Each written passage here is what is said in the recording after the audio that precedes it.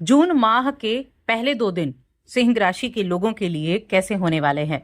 जय माता दी दोस्तों, आप सभी का स्वागत है हमारे YouTube चैनल अमृता एस्ट्रो में। और आज की इस वीडियो में मैं बात कर रही हूँ सिंह राशि के लोगों के लिए 1 जून और 2 जून के राशिफल के बारे में। इन दोनों दिनों में ग्रहों की स्थिति क्या होगी, नक्षत्र क्या होंगे, योग क्या बनेंगे और किस तरह के प्रभाव आपको देखने को मिलने वाले हैं। तो देखिए, 1 जून का जो दिन है ये रविवार का दिन है और शुक्ल पक्ष की षष्ठी तिथि है।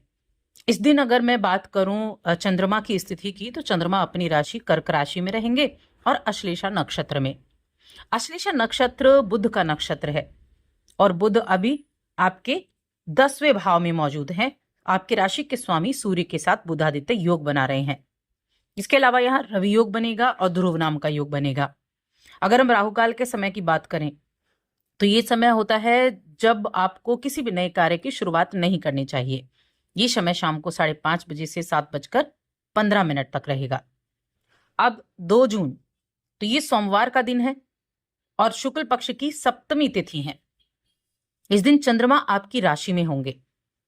आपकी राशि में चंद्रमा होंगे और आपकी जो राशि है वहां केतु पहले से विराजमान है। चंद्रमा केतु के ही नक्षत्र में होंगे जो होता है मघा नक्षत्र। और यहाँ केतु के नक्षत्र में चंद्रमा और केतु के साथ ही बैठे हुए हैं।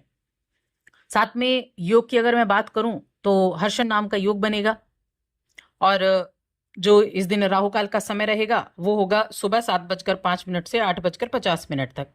ये हो गई हमारी ग्रहों की स्थिति। अब इन्हीं के आधार पर जानेंगे ये 2 दिन आपके लिए कैसे रहेंगे।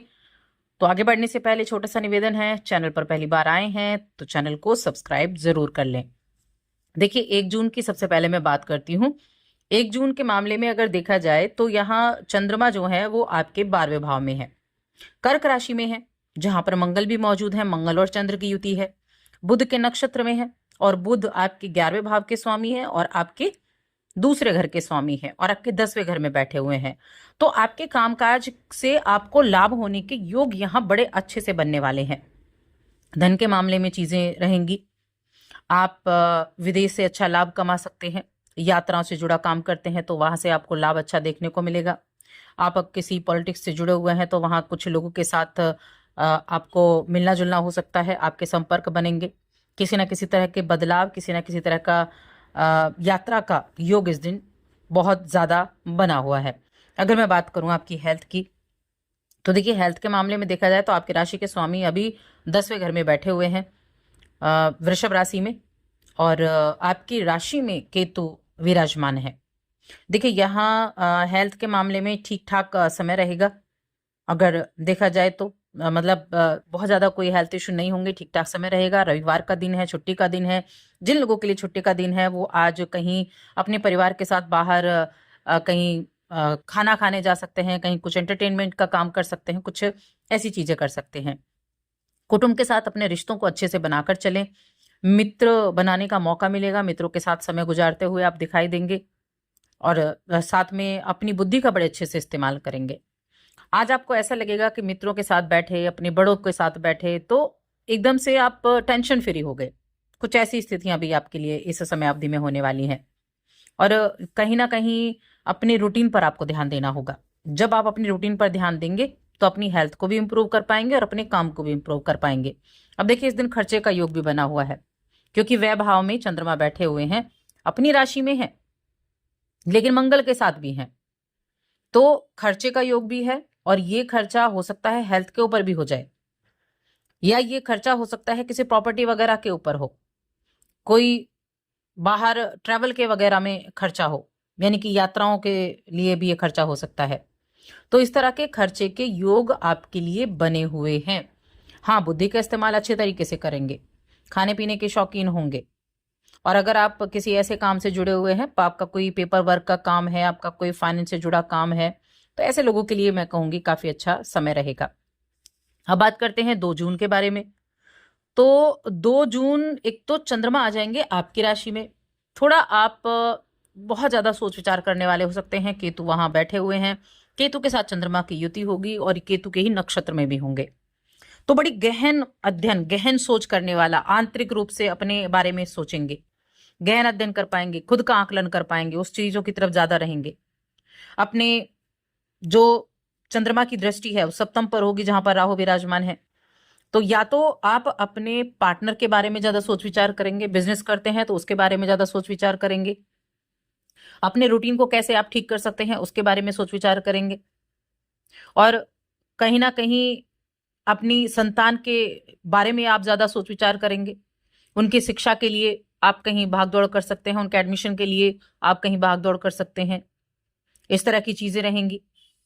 और साथ में कुछ ना कुछ ऐसा भी होगा कि ट्रेवल आपको करना पड़े, ये धर्म से जुड़ा हुआ ट्रेवल होगा, या फिर ये परिवार के साथ भी ट्रेवल हो सकता है, छोटे भाई बहनों के साथ ट्रेवल हो सकता है, लेकिन हाँ ट्रेवल के योग जरूर बनेंगे। और ये भी हम कह सकते हैं कि देखिए राहु जो है ना, राहु का भी राशि परिवर्तन हो चुका है, राहु आ चुके सॉरी शुक्र भी आ चुके हैं आपके नवम भाव भाग्य भाव में। तो इन सभी ग्रहों के उस पर अगर देखें तो जो आपके मन में इच्छाएं हैं, सुख पाने की जो इच्छाएं हैं कि मुझे ये अच्छी चीजें, मुझे अच्छा खाने को चाहिए, या मुझे अच्छी जॉब चाहिए, या मुझे अपने कंफर्ट के लिए बहुत सारी चीजें चाहिए, तो उन चीजों के बारे में भी आप सोच विचार करते हुए दिखाई देंगे। लेकिन यहाँ एक चीज आपको ध्यान रखनी है, अपने आप अपने जो पार्टनर है ना उसके ऊपर बहुत ज्यादा प्रेशर नहीं देना है, बहुत ज्यादा ये नहीं रखना है मन में कि सामने वाले के लिए मैंने ये किया तो वो मेरे लिए भी करे, उससे आप दुखी होंगे, उससे आप टेंशन लेंगे खुद के लिए, अपने ऊपर ध्यान देंगे मैं अच्छा दिख रहा हूं या नहीं, मैं अच्छे से बोल रहा हूं या नहीं, मेरी बातें किसी को पसंद आएंगी या नहीं। तो इस तरह की चीजें आपके मन में ज्यादा रह सकती हैं। हालांकि सूर्य की जो राशि सिंह राशि होती है वो एक बहुत प्रबल, मैं कहती हूँ, व्यक्तित्व वाली राशि होती है, राजा के समान नेतृत्व करने वाली। तो अगर आप पॉलिटिक्स से जुड़े हुए हैं ना तो ये आपके लिए बहुत अच्छा दिन रहेगा। पॉलिटिक्स से जुड़े लोगों के लिए काफी उपयुक्त ये समय रहने वाला है, और आपको कुछ नया करने का मौका भी इस समय अवधि में मिल सकता है मघा नक्षत्र वालों को। और बिजनेसमैन हैं तो भी ठीक है, किसी सेना से जुड़े हुए हैं तो भी आपके लिए अच्छा है, किसी सेना में आप जाना चाहते हैं तो वहां के लिए अप्लाई करना चाहते हैं तो उसके लिए भी आज का दिन बड़ा अच्छा बना हुआ है। जब आप घर से बाहर निकलेंगे ना तो अपने जो घर के बड़े बुजुर्ग हैं उनका आशीर्वाद लेकर घर से बाहर निकलें। और किसी भी तरह का अगर मन में किसी भी तरह का तनाव है तो उस तनाव को दूर करने का सबसे अच्छा काम है कि थोड़ा एकांत में जाएं, थोड़ा मेडिटेशन करें, और ये सोचकर चलें कि आप जो कर रहे हैं वो ठीक है, सामने वाला आपके लिए कुछ करे ना करे लेकिन आपने अपनी तरफ से अपनी सारी जिम्मेदारियां निभाई हैं। इस चीज को आप सोचेंगे तो चीजें बेहतर रहेंगी। और ज्यादा से ज्यादा आप प्रकृति से जुड़ सकते हैं, पेड़ों को पानी दें, उनको सींचें, उनका ख्याल रखें, आसपास कुछ पौधे अगर सूख रहे हैं तो उनकी केयर करें, इस तरह की चीजें आप कर सकते हैं। तो बस आज की इस वीडियो में इतना ही। वीडियो कैसी लगी हमें कमेंट करके जरूर बताएं।